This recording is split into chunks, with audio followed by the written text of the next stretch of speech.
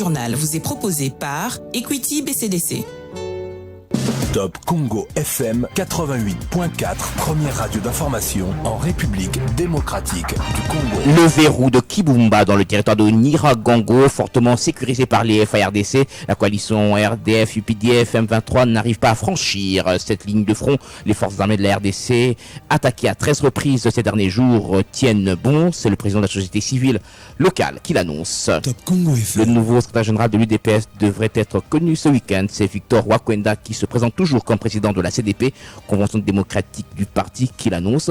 Il précise que le nouveau chef d'exécutif du parti présidentiel sera désigné par les combattants. Top Congo FM. Les cours reprennent mercredi, ce mercredi 16 novembre, après près de 4 mois de grève. La PUKIN, l'association des professeurs de l'université de Kinshasa, qui était en assemblée générale mardi, a noté quelques avancées dans la prise en charge de ces revendications par le chef du gouvernement. Top Congo FM. Augmentation de la température de la planète, on en parle. La RDC se situe déjà dans la fourchette de 1,5 et 2 degrés Celsius de réchauffement. Ainsi, le pays est exposé à l'insécurité alimentaire parce que la température élevée aura un impact négatif sur l'agriculture. C'est le professeur Albert Kabassele qui l'a dit à Sharm el-Sheikh à la COP27. Top Congo FM. Au moment venu, devrait-on privilégier l'organisation des élections face à l'occupation du pays par les armées étrangères? La réponse dans le débat plus avec le député national Ogi Kalonji à savoir la fin de ce journal. Voilà pour le sommaire. Top Congo FM, le journal vous est présenté par Eric Ambago. Bonjour, le verrou de Kibumba dans le territoire de Nyiragongo, fortement sécurisé par les FARDC dans le Nord Kivu. La coalition RDF, UPDF, M23 n'arrive pas à franchir cette ligne de front. Les forces armées de la RDC, attaquées à 13 reprises ces derniers jours, tiennent bon. C'est le président de la société civile locale qui l'annonce. Mambo Kawaya précise que la panique enregistrée ce mardi dans les camps de réfugiés qui pensaient à l'avancée de l'ennemi n'était pas justifiée. On l'écoute. L'armée, dans sa stratégie peut-être militaire, a voulu relever certaines unités FARDC et a réenvoyé d'autres unités. Et lorsque ces militaires quittaient la ligne de front, malheureusement, ils étaient en pied et d'autres sur la moto. C'est ce qui a provoqué une forte panique au sein de la population déplacée, croyant peut-être que ce militaire vient de décrocher sur la ligne de front. Et pourtant, c'était une activité régulière de la part de l'armée. Est-ce que les FARDC conservent leur position au niveau de Kibumba? Oui, mais je vous confirme que le territoire de Nyiragongo reste sous contrôle des forces armées de la République démocratique du Congo. Aucun centimètre n'a été récupéré ou soit se trouve sous contrôle de l'ennemi. À ce moment, nous venons même d'évaluer plus de 13 attaques depuis le samedi passé jusqu'aujourd'hui mardi, des attaques perpétrées par l'ennemi. Ces attaques, c'était vraiment des attaques très foudroyantes visant à conquérir les territoires de Nyiragongo, notamment les groupements de Kibumba et Buhumba. Mambo Kawaya de la société civile de Nyiragongo au Nord Kivu, le gouvernement militaire du Nord Kivu, le lieutenant-général Constant Ndima a appelé la population de Goma au calme. Pour lui, les FARDC se comportent très bien sur le champ de combat. Le gouvernement militaire a affirmé que tout est en train d'être mis en œuvre en vue de repousser l'ennemi. Et pendant cette période de guerre, la presse doit faire une communication patriotique. C'est le lieutenant Jules Ngongo, porte-parole de la zone opérationnelle des Luturi, qui l'annonce. On l'écoute. À cette période, toute la presse congolaise ou tous les médias du Congo doivent être censurés. C'est-à-dire, il faut censurer tous les articles, censurer les images, les informations. Parce que vous devez savoir que l'information, comme Napoléon disait, il a peur de 3 journaux que de 1000 épées. Comme on dirait encore que dans les opérations, une parole vaut 1000 cartouches. Et donc, devant 1000 cartouches, devant cette parole, devant l'image, nous devons censurer. Parce que, pourquoi nous devons censurer? Parce que, à un certain moment, le média congolais, devant une telle situation, ne sont pas responsables de leurs actes, de leurs articles, de leurs informations, de leurs publications. Et s'il faut, pour moi, nous disons, en tant que spécialistes en communication, tous les médias, toutes les informations qui devront être diffusées sur la place publique en cette période de la guerre, ou même ici chez nous en Ituri pendant cette période d'état de siège, doivent être censurés. Le gouverneur, plutôt le porte-parole de la zone opérationnelle de l'Ituri, le lieutenant Jules Ngongo, qui affirme que pendant cette période de guerre, la presse doit faire une communication patriotique. Et c'est dans une semaine la reprise des négociations de Nairobi pour la paix à l'est de la RDC. Le facilitateur désigné de la communauté des États de l'Afrique de l'Est, qui a bouclé les consultations à Kinshasa, prépare la prochaine étape. Les représentants de toutes les composantes reçues ont exigé le retrait des troupes rwandaises et le M23 des territoires occupés. Avant le rendez-vous de Nairobi, le lundi prochain, l'ancien président kényan a essayé de rassurer toutes les délégations qu'il va tenter de mettre tout le monde d'accord, reconnaissant que la tâche n'est pas facile. Quelques pistes de solutions ont été proposées par les membres de la société civile. Jean-Claude Babazé, président de la société civile de Rutshuru au Nord Kivu, attend voir le facilitateur à l'œuvre. On l'écoute. Nous avons montré en tout cas la misère, la souffrance que traverse la population de Rutshuru, de Nyiragongo à cause de cette guerre. Et bien évidemment, nous avons quand même essayé de montrer, ou alors de présenter quelques pistes de solutions, ou alors les attentes de la population. Pensez-vous que ces consultations vont donner des résultats que vous espérez sur le terrain? Bon, en tout cas, nous avons fait notre travail. Le reste, c'est au facilitateur. Mais bien évidemment, il faut dire que ce qui se passe sur le terrain n'aspire pas, en tout cas, à confiance. Et nous entendons au mot, il a été serein, il a été rassurant, il a en tout cas dit que voilà, lui mener dans notre schéma, il dit qu'ils doivent déposer les armes. Bref, donc on attend la suite du processus. La suite du processus, ça veut dire le 21 novembre prochain? Bon, le 21, pour nous, c'est trop loin. Nous, on attend, dès que, comme il a écouté, on lui a dit qu'il y a la misère, il y a la population qui sont en souffrance atroce.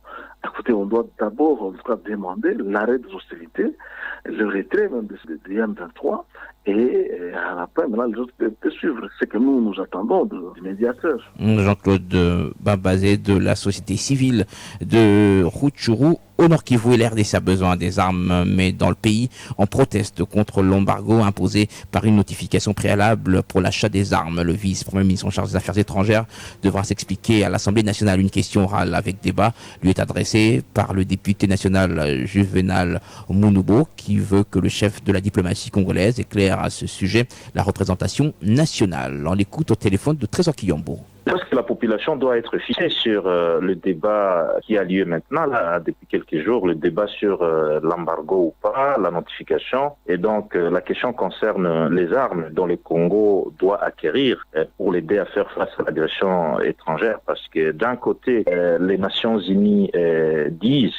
confirment que le Congo n'est plus sous embargo d'armes depuis 2008, mais qu'il existe l'exigence, et cette exigence n'est même pas pour le Congo, c'est l'exigence des fournisseurs de notifier aux Nations Unies. Ça, c'est d'un côté, mais de l'autre côté, le gouvernement, par sa communication, à travers le ministre des Affaires étrangères, qui essaye de montrer qu'on est toujours dans une sorte d'embargo. Alors, et du coup, ça crée de la confusion. Et donc, il n'y a pas meilleur endroit que l'Assemblée nationale pour élucider ces genres de questions qui concernent l'intérêt national. Est-ce que vous ne pouviez pas tout simplement considérer le propos du vice-premier ministre comme étant l'expression d'une frustration face à cette exigence des notifications? Qu'est-ce que vous recherchez exactement? Quelle est la finalité de votre démarche? Parce que la finalité, ce n'est pas seulement qu'ils viennent nous donner les explications. La finalité, il faudrait que l'Assemblée nationale contribue à la solution. Il faut que les députés proposent des idées. Moi, je suis d'accord que l'exigence de notification, ça pénalise les Congos. Mais je sais aussi que la gouvernance sécuritaire, la gouvernance de cours, il faut anticiper, il faut prévoir. Gouverner, c'est prévoir. Juvenal Munubo, téléphone de Trésor Kiyombo, parlant toujours de cet embargo qui ne dit pas son nom sur les armes. Un cadre de l'UDPS Belux, Belgique, Luxembourg, demande à la communauté internationale de mettre plutôt sous embargo les pays qui agressent la RDC et arment les groupes armés. Dorlé Matumona sollicite la levée de cette mesure de notification ou d'information. On l'écoute au micro de Barik Bouema. La guerre qui est menée actuellement contre la République démocratique du Congo, ce n'est pas une guerre contre le président de la République, Félix Tshisekedi, mais c'est une guerre qui est menée contre tous les Congolais en général, puisque ces groupes rebelles M23 hier ont mené la guerre à l'époque où il était encore le président Joseph Kabila. Aujourd'hui, ils font la même chose avec le président de la République Félix Tshisekedi. Demain, ils feront encore la même chose avec le futur président, puisque l'objectif de ces pays, du Rwanda, pour en citer, est d'affaiblir durablement la RDC. Et donc, il est important au peuple congolais de se mettre ensemble afin de faire barrage contre cette agression qui nous a été imposée. Et aussi demander la levée de ces mesures d'information qui nous a été imposée, qui nous cause aujourd'hui beaucoup plus de mal. Et que si la communauté internationale voudrait bien participer, ce serait la moindre des choses, imposer ce régime d'information aux pays qui arment, qui financent les groupes rebelles en République démocratique du Congo, et aussi demander à la communauté internationale de se mobiliser afin de condamner une fois pour toutes le Rwanda pour ses multiples agressions en RDC. Dans les Matumona, cadre de l'UDPS Belux. Entre-temps, le BDM, Boudou Diamayala, Denis Mwanda Semi, dénonce l'agression de la RDC par le Rwanda et appelle à l'unisson autour du président de la République, Maître Bakwamissa Milungi, secrétaire général par intérim de Boudou Diamayala. En 2017, Mwanda Semi avait appelé les Congolais à pouvoir s'élever, à dénoncer l'agression rwandaise. C'était le 7 août 2017. Donc, vous allez constater que les BDM, en tant que parti panafricaniste d'avant-garde, avaient vu de loin les projets de l'agression rwandaise, de l'occupation rwandaise. Et quand le président de la République aujourd'hui lance un appel à la mobilisation, en tant qu'un parti panafricaniste d'avant-garde, on ne peut qu'adhérer à ça. Malgré que nous avons des problèmes qu'on doit résoudre, notamment la libération de nos membres. Le président de la République a lancé un message. Le BDM ne peut qu'adhérer à ce message-là de la mobilisation. Et nous appelons la mobilisation populaire. Ça veut dire quoi? Monsieur le président de la République, on ne peut pas libérer un pays tout en étant complaisant. On doit libérer le pays par un langage patriotique. Et monsieur le président, vous pouvez faire confiance à BDM. Et nous sommes derrière vous, monsieur le président. Nous allons vous accompagner pour aider la population congolaise à résister. Parce que ça ne doit pas se limiter seulement sur les slogans. Mais nous devons descendre sur terre. C'est pourquoi vous allez constater que les BDM vous appuient. Maître Bakwamissa Milungi, secrétaire général par intérim de Boudou Diamayala, de Mwanda Semi. D'autres déclarations sur l'agression de la RDC par le Rwanda, c'est à suivre avant la fin de ce journal. Le nouveau secrétaire général de l'UDPS devrait être connu ce week-end. C'est Victor Wakwenda qui se présente toujours comme président de la CDP, la Convention démocratique du parti qu'il annonce. Il précise que le nouveau chef exécutif du parti présidentiel sera désigné par les combattants. On l'écoute. Comme nous avons fait appel à candidature, c'est le peuple, donc la base, les organes de base qui vont présenter le secrétaire général. Les fédérations de Kinshasa, ils vont marcher le samedi pour le soutien au chef de l'État et aux forces armées. Et probablement, ils profiteront de l'occasion pour présenter le secrétaire général. Mais les combattants vont désigner comment ce secrétaire général ? Le champ est ouvert, ils vont s'organiser. Pour le moment, le poste étant vacant, il faut parer au plus pressé. Les combattants doivent eux-mêmes désigner un secrétaire général. Est-ce que c'est réglementaire, cette procédure ?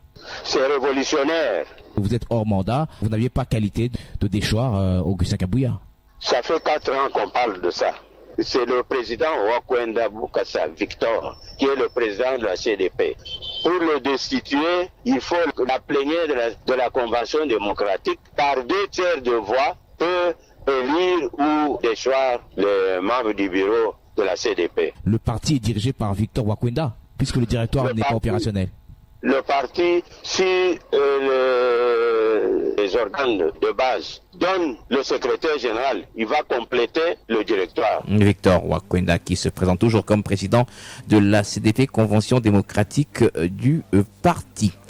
Bras de fer entre l'organe délibérant et le gouvernement provincial du Nord-Ubangi. Le gouverneur Malo Mobutu interdit aux ministres et aux commissaires provinciaux de composer leur cabinet avec les membres de leur choix. Tout doit nécessairement passer par l'autorité provinciale. Une décision jugée inacceptable par la première institution provinciale. L'Assemblée provinciale qualifie de violation la décision du gouverneur de province qui entre en conflit avec les textes réglementaires en vigueur relatifs à la libre administration des provinces en République démocratique du Congo. Didier Dutimo, correspondance.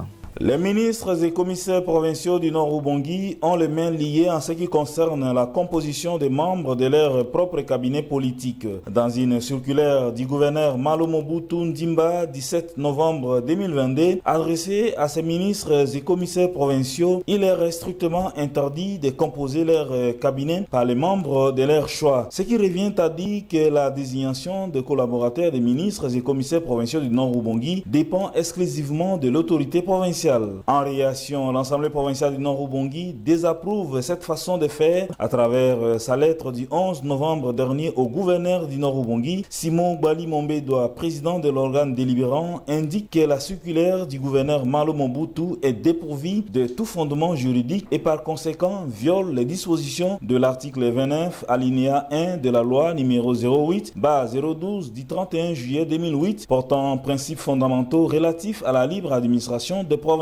Le numéro 1 de la première institution provinciale conclut dans sa correspondance la nécessité de retirer la circulaire du chef de l'exécutif provincial étant donné qu'elle entre en conflit avec les textes légaux et réglementaires qui régissent le fonctionnement de la province. Reste à savoir si la circulaire de l'autorité provinciale sera bel et bien retirée telle qu'exige le président de l'Assemblée provinciale du Nord-Ubangi. Badolité, Didier et Doutimo, Top Congo FM. Et parlons toujours de ces crises récurrentes au niveau des institutions provinciales. Un écrivain donne des pistes de solutions pour y mettre fin. Ernest Bangato, ancien porte-parole du gouverneur du Nord-Ubangi, a publié l'ouvrage « Les gouvernements provinciaux et les assemblées provinciales en RDC, véritable dualisme institutionnel ou dialectique institutionnelle ». L'auteur fait l'économie de son ouvrage.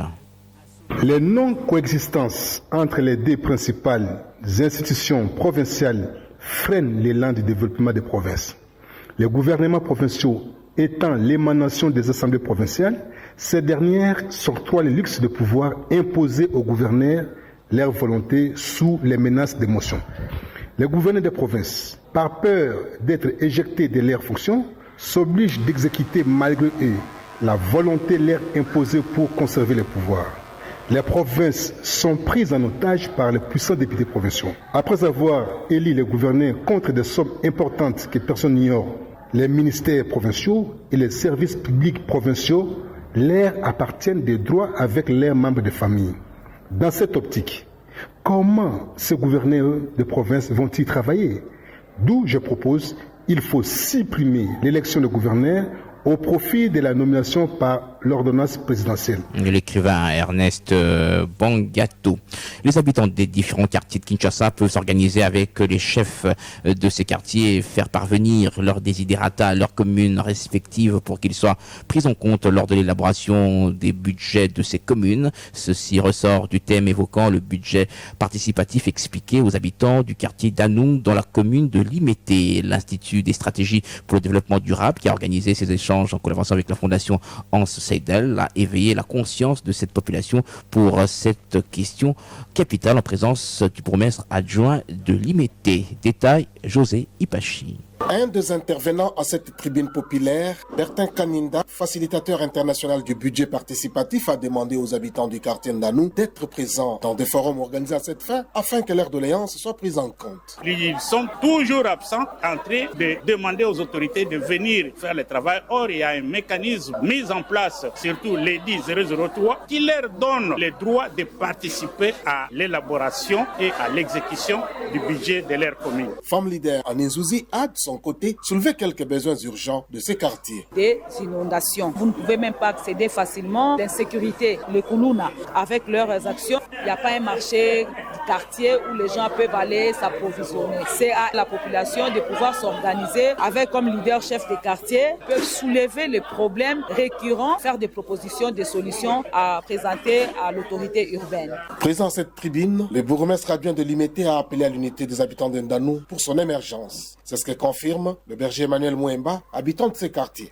La situation d'Indanou nous concerne tous. Avant qu'elle ne concerne les autorités, et au niveau national et au niveau provincial, ça nous concerne, nous, d'abord les enfants d'Indanou. Prenons-nous en charge. Lorsque nous allons mettre en pratique ce que notre bourgmestre, avec l'ISDD, nous ont apporté aujourd'hui, l'image d'Indanou va changer. Cette tribune populaire était organisée par l'Institut de stratégie pour le développement durable en collaboration avec la Fondation Hans Seidel. Le journal, toute l'info du canal Info La Fréquence, utile de Kinshasa. Accusé de meurtre d'un enfant de 7 ans, samedi dernier, le caporal Papi Etchoni a été condamné à la peine de mort et au paiement de 100 millions de francs congolais au titre de dommages et intérêts à la partie civile. C'est le verdict prononcé mardi par le tribunal militaire garnison de Butembo-Lubero qui siégeait en flagrance depuis lundi. Ce militaire qui avait tiré à bout portant sur le jeune homme de première année primaire est déplacé de son état au rond-point de la cathédrale Mater Ecclesia de Butembo. On écoute l'extrait de la sentence prononcée et lue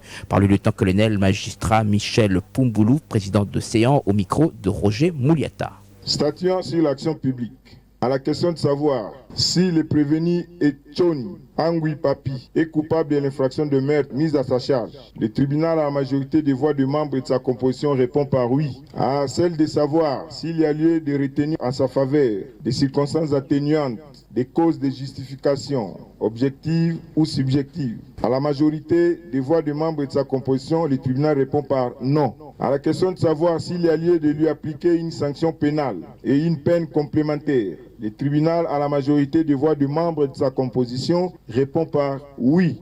En conséquence, le tribunal le condamne à la peine de mort pour meurtre. Statuant sur l'action civile, le tribunal déclare recevable et fondée l'action en indemnisation du préjudice introduite par Madame Massika. En conséquence, le prévenu doit payer le DI de l'ordre de 100 millions de francs congolais. Ainsi jugé et arrêté par le tribunal militaire de garnison de Butembo en audience publique de ce jour. Lieutenant-colonel magistrat Michel Pumboulou.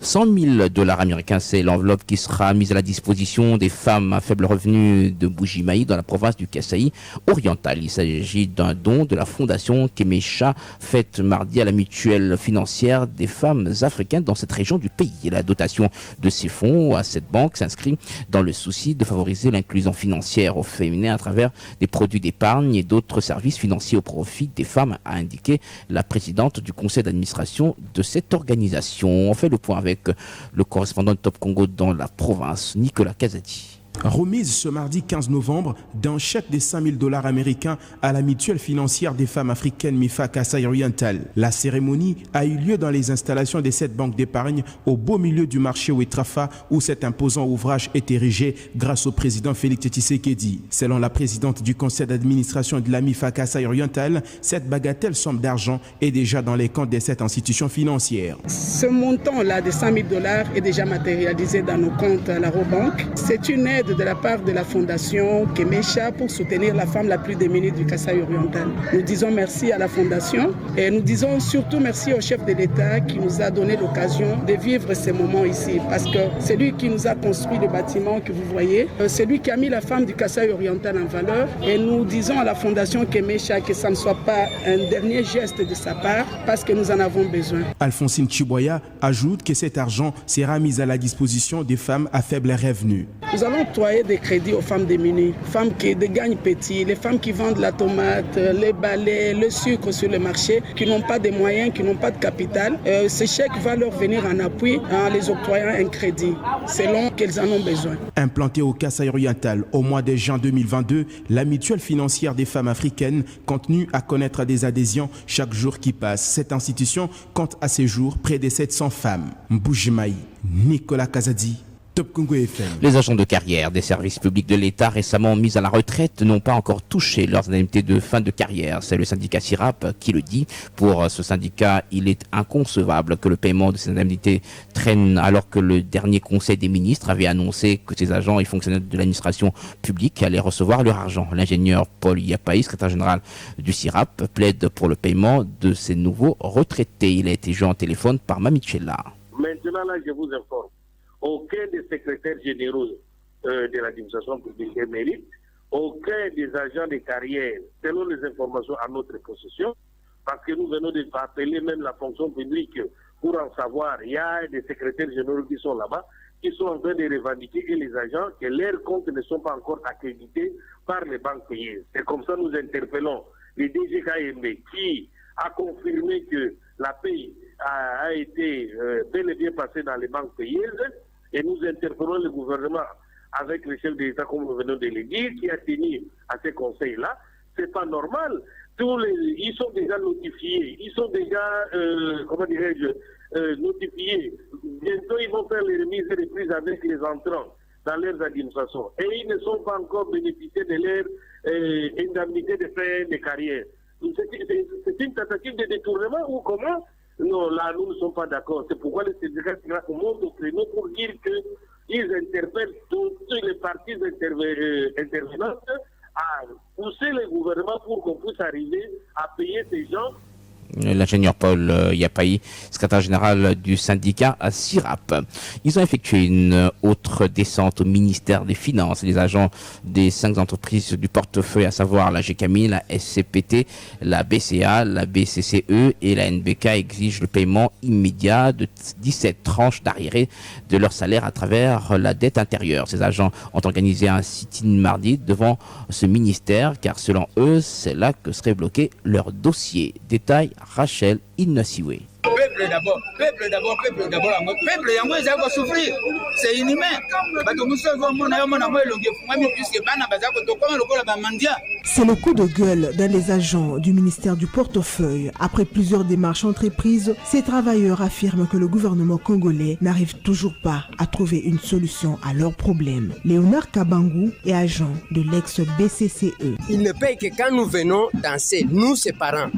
Nous sommes ses parents. Un dossier que lui a déjà maîtrisé, qu'il a déjà payé plus de 10 mensualités. Nous traiter de cette façon. Pour le vice-président du collectif de ces agents, leur dossier serait bloqué au ministère des Finances. Valérie Mpoui. Il y a des protocoles d'accord, comme vous le savez, mais malgré tout cela, aucun sens du respect du droit du peuple congolais. Et il nous faut 27 mois d'arriérés, sans compter 4 DTO qui jusque-là ne sont pas encore envoyés à la Banque centrale, faute de volonté politique. Donc nous sommes venus pour qu'on nous paye tout notre argent. Alors nous sommes très mécontents du fait que ceux qui nous avaient promis qu'ils allaient résoudre la misère du peuple congolais se convertissent en une usine de fabrication du malheur du peuple, en refusant même de payer aux minables messieurs leurs droits les plus légitimes. Nous avons déjà dit que quelle que soit la taille du blocage, que ce soit la présidence, que ce soit les finances, c'est toujours le gouvernement. Ces manifestants promettent des actions de grande envergure dans les prochains jours si jamais ils n'obtenaient pas gain de cause. Rachel Innasiwe. Augmentation de la température de la planète, on en parle, la RDC se situe déjà dans la fourchette de 1,5 et 2 degrés Celsius de réchauffement. Ainsi, le pays est exposé à l'insécurité alimentaire parce que la température élevée aura un impact négatif sur l'agriculture. C'est le professeur Albert Kabasele qui a fourni ces données lors de son intervention à la COP27 à Sharm el-Sheikh. Pour cet expert de l'environnement, il est temps pour les RDC de passer de l'agriculture traditionnelle à une agriculture moderne. Ce climatologue, physicien, expert en télédétection a aussi donné des informations capitales sur la quantité de carbone détenue par les RDC à travers ces forêts, ainsi que les préjudices et dommages subis par le pays suite au changement climatique. Myriam Iraghi, envoyée spéciale de Top Congo FM à Sharm el-Sheikh en Égypte. Ces chiffres de hausse des températures fournis par la NASA démontrent combien la RDC n'échappe pas au dérèglement climatique avec les pertes et dommages qui en découlent. Pour le professeur Albert Kabasele, le changement des pratiques s'impose. Cette tranche de réchauffement n'est pas de bon augure. Notre calendrier agricole est affecté. Il est impossible en RDC de faire l'agriculture avec un réchauffement au-delà de 1,5 degré. Il nous faut une agriculture moderne, une agriculture qui n'attend pas le salut du ciel, la pluie. Et pour cela, il nous faut des financements. Mais malgré cette alerte rouge, la RDC dispose de l'un des rares atouts au monde en ce qui concerne la séquestration de carbone grâce à ses forêts, ce qui représente une véritable source de revenus pour le pays. Nous sommes un des rares pays au monde à avoir un ratio de 253 tonnes de carbone par hectare dans ces forêts. Ce qui fait que sur le global du pays, nous avons un potentiel d'au moins 170 milliards de dollars à avoir entre nos mains si on vendait notre tonne de carbone à un prix idiot de 5 dollars la tonne. Et si on vendait notre carbone à un prix de 100 dollars la tonne, nous sommes au-delà de 340 000 milliards de dollars. Le ministre du Développement rural François Roubota, qui a pris part à cette conférence, a insisté sur la nécessité pour la RDC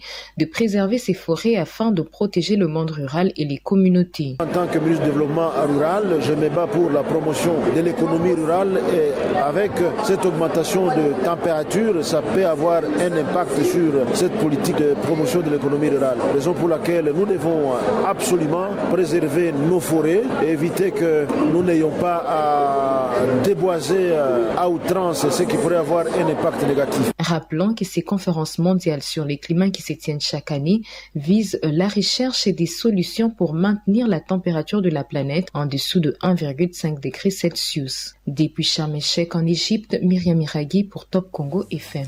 Sauf que la ville de Kikwit, des érosions qui la menacent passent peut-être par la politique de planter des arbres. C'est ce que pense l'artiste musicien Gamma Wirason, qui lors de son séjour dans cette ville a lancé une campagne de reboisement, d'abord pour lutter contre le réchauffement climatique et prévenir les érosions. Un projet que la star de la musique congolaise souhaite voir s'étendre sur toute l'étendue de la RDC. On écoute Wirason qui fait la restitution des 48 heures passées à Kikwit dans la province du Kwilu au téléphone de King Munga.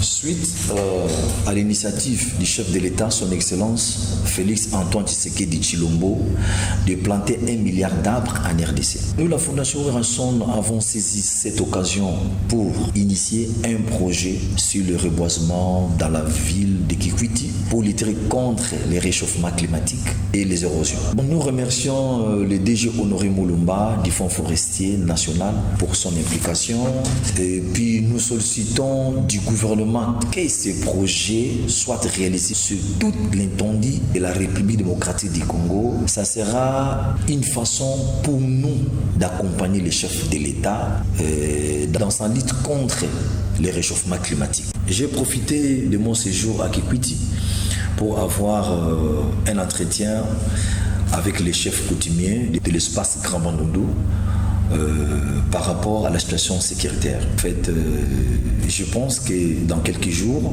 je ferai une descente dans les différents sites des déplacés pour un soutien moral et matériel. La star de la musique congolaise Wirason. Toutes les constructions anarchiques érigées autour du site de production d'eau de la Régie des eaux dans la baie de Ngalima seront détruites. C'est le conseiller principal du chef de l'État au collège Mine Énergie, Michel Ablavi, qui l'a annoncé après une visite de travail mardi. Il était notamment accompagné du président du conseil d'administration de la Régie des eaux ainsi que des directeurs généraux adjoints, directeur provincial de Kinshasa de cette entreprise publique. On l'écoute. Ce que nous venons de voir, c'est malheureux, triste et décevant. Nous constatons que ce sont les Congolais eux-mêmes qui sont en train de détruire les ouvrages de la Régie des eaux. C'est du banditisme. Je sais qu'il y a certaines autorités qui sont ici. Parce que, qu'on se le dise, un citoyen simple ne viendra pas construire ici. Il faut que ce soit une personne qui utilise ses fonctions. Cette usine envoie de l'eau dans la moitié de la ville de Kinshasa. Si aujourd'hui, on a arrêté l'usine ici, la commune de la Gombe, de Kitambo, de Ngaliema, de Lingwala et autres, on n'aura plus d'eau. Et vous imaginez que la commune de la Gombe, c'est là où il y a la plupart des diplomates. Eh bien, le monde entier va constater qu'en RDC, il n'y a pas d'eau. Nous allons faire rapport au chef de l'État et la manière dont le chef de l'État fonctionne, il ne permettra pas que quelqu'un, parce qu'il a une fonction officielle, puisse faire ce que nous sommes en train de voir ici. Je crois que les sanctions vont suivre. vous pouvez me croire, ces maisons seront détruites. Et nous allons instruire dès ce jour que le conservateur de titres immobiliers de Ngaliema, le chef de division de Ngaliema, soit suspendu. S'il n'y a pas de sanctions, nous comprendrons que les complicités sont ailleurs. Que vous soyez à la présidence, au gouvernement, que vous soyez un militaire, un officiel, si vous êtes ici, sachez que votre maison sera détruite parce que vous construisez sur une zone où l'on ne peut pas ériger des bâtisses. Michel Ablavi, conseiller principal du chef de l'État au collège Mines et Énergie. Bonne nouvelle cette fois-ci pour les étudiants de l'Université de Kinshasa. Les cours reprennent dès ce mercredi 16 novembre, après près de 4 mois de grève. La PUKIN, l'association des professeurs de l'Université de Kinshasa, qui était en assemblée générale mardi, a noté quelques avancées dans le chef du gouvernement pour le professeur Charles Odiko, secrétaire rapporteur la plénière, qui avait décrété cette grève, l'a suspendu, moyennant un moratoire. Et puis colère des personnes vivant avec handicap réunies en association et autres. Cette catégorie de personnes était en sit-in mardi devant le Palais de la Nation. Objectif de ce mouvement, demander au président de la République de reconnaître le cadre et structure organique du secrétariat général des PVH, validé par les experts en septembre 2022 après plusieurs travaux en commission conduits par la ministre en charge, déléguée en charge des PVH, Irène Essambo, ce 10 novembre. Le vice-ministre des fonctions publiques avec celui des affaires sociales ont décidé de mettre en place une autre commission mixte pour effectuer le même travail. Un mémorandum a donc été déposé à la présidence. Suivez l'extrait de ce document lu par Julien Kianou, membre de l'association PVH. Il est au micro de Béro Matanda. Au président de la République, chef de l'État, d'instruire aux différents membres du gouvernement d'arrêter de s'écarter de sa vision sur l'inclusion sociale et reconnaître les cadres et structures organiques du secrétariat général des personnes avec handicap déjà validé par tous les experts en septembre 2022. Au Premier ministre et chef du gouvernement d'instruire à ces deux ministres, nous disons vice-premier ministre de la fonction publique et le ministre des Affaires sociales, de ne pas engager une double dépense pour le même travail déjà validé. Les propos recueillis par Béro Matanda. Revient sur quelques déclarations par rapport à la situation à l'est du pays. Les chefs des confessions religieuses s'approprient l'opération Sauvant le Congo initiée par John Mbaya Tita, président du mouvement de réveil de la jeunesse congolaise, à la cérémonie marquant le lancement officiel de l'opération pour l'adhésion des jeunes à l'armée congolaise pour défendre l'intégrité territoriale. On écoute Patrick Ekouchou, secrétaire général du MRJCO, au micro de Jean Simakwala. L'invitation vous lancez ce jour fait suite à l'appel que notre parti avait lancé depuis le 28 octobre dernier aux partis politiques et aux confessions religieuses de lui emboîter le pas en sensibilisant les jeunes filles et garçons à déverser dans le rang de nos services de défense et sécurité pour bouter l'agresseur qui est le Rwanda. Le MRJCO avait pensé que si chacun de 800 partis et regroupements politiques mobiliser 100 jeunes, on aurait 800 000 recrues. Et si environ 5 000 églises mobilisaient chacune 50 jeunes, on aurait 250 000 jeunes. Nous sommes convaincus. Les échanges qui auront lieu ces jours nous permettront de regarder dans la même direction pour traduire en acte l'appel à la mobilisation lancé par son Excellence le Président de la République et auquel plusieurs compatriotes dont le jeune ont répondu massivement et se sont enrôlés dans l'armée. Le secrétaire général du MRJCO, situation sécuritaire à l'est du pays, l'université congolaise répond à l'appel à la mobilisation générale du chef de l'État de l'année scolaire de l'année ACAD prochaine. Les étudiants académiques prochaines, les étudiants congolais suivront une préparation à la formation militaire. Réunis autour du ministre Mouindo Zangui mardi à Kinshasa, les représentants des établissements d'enseignement supérieur ont pris l'engagement de développer les modules d'enseignement visant à renforcer la formation civique, patriotique et militaire. Écoutez le professeur Jean-Marie Kayembe, recteur de l'UNIKIN, au micro de Trésor Kiyombo. Les acteurs du secteur de l'enseignement supérieur et universitaire, conscients de la menace qui pèse sur l'intégrité du territoire de la République démocratique du Congo, déclarent leur soutien total à l'appel à la mobilisation générale lancé par le président de la République, chef de l'État. s'engage à mobiliser toutes les forces vives des établissements de l'ESU à travers le pays par des activités d'éveil patriotique. Le débat plus. Votre émission Le Débat dans les grandes éditions de l'information. Toutes vos questions sur l'actualité trouvent des réponses dans Le Débat plus. Le Débat plus, toutes vos questions sur l'actualité au 085 210 11 11. J'aimerais un peu que vous m'expliquiez ceci. Au moment où le pays est occupé, il est attaqué, et que le coût des élections est de 1,5 milliard de dollars, est-ce qu'il ne faut pas privilégier la libération des territoires occupés? Le principe est qu'en 2023, qu'on organise les élections. Comment les organiser? Il faut poser la question et interroger notre constitution. Nous sommes attaqués à l'est du pays. Je ne vois pas par quel mécanisme nous pouvons déchirer la constitution, aller aux élections sans nos frères de Beni, Butembo, nos frères de Komuntu qui sont attaqués et de partout ailleurs. C'est vrai qu'il y a eu une jurisprudence dans ce pays où les élections ont été organisées en République démocratique du Congo tout en oubliant une partie du territoire. C'était une violation grave de notre constitution. Les choses ont changé. On ne peut pas continuer de violation en violation. Nous devons aller tous aux élections au même moment. Donc c'est l'occasion pour moi de lancer un cri à ceux qui sont en complicité avec nos agresseurs. Parce qu'il y a des Congolais qui sont en complicité. S'ils aiment vraiment que nous allons aux élections, c'est le temps pour eux de mettre fin à tous ces mouvements. Oki Kalonji, vous êtes député national. On peut aller aux élections pendant qu'il y a la guerre dans certains pays. Les élections ont été organisées pendant la guerre. C'est ce que je suis en train de dire, que tout dépendra du niveau ou du pourcentage de cette guerre-là. Nous allons ensemble avec le peuple congolais apprécier l'opportunité d'y aller pendant la guerre ou non. Mais moi je suis de ceux qui pensent que ce qu'on devrait gaspiller pour organiser les élections, c'est l'argent qu'on devrait acheter l'armement pour défendre nos frontières. Mais parce que ça ne sera pas les points de vue de certains qui penseront peut-être que nous avons peur alors que non, nous sommes prêts à aller aux élections en 2023. Nous devons tous aller derrière le président de la République afin que la paix soit rétablie à l'est du pays le plus vite que possible pour que nous puissions leur donner ces élections. Si les élections coûtent 1,3 milliard de dollars américains, on peut dégager une ligne budgétaire. Déjà, il y a la loi sur la programmation militaire. Donc, côté financement, il n'y a aucun problème. On trouvera une ligne dans le budget pour renforcer en capacité les FARDC. Oui, ça c'est une proposition, mais cela n'est pas le problème. À ce jour, nous sommes en mesure de supporter la guerre, d'organiser les élections. Mais les moyens, ce n'est pas tout. La paix est au-delà des moyens. La volonté aussi des complices d'arrêter et soutenir leur pays. Donc, à part le coin bien reconnu où il y a la guerre, la CENI ne nous a pas encore dit un autre coin où ils ont difficile à accéder.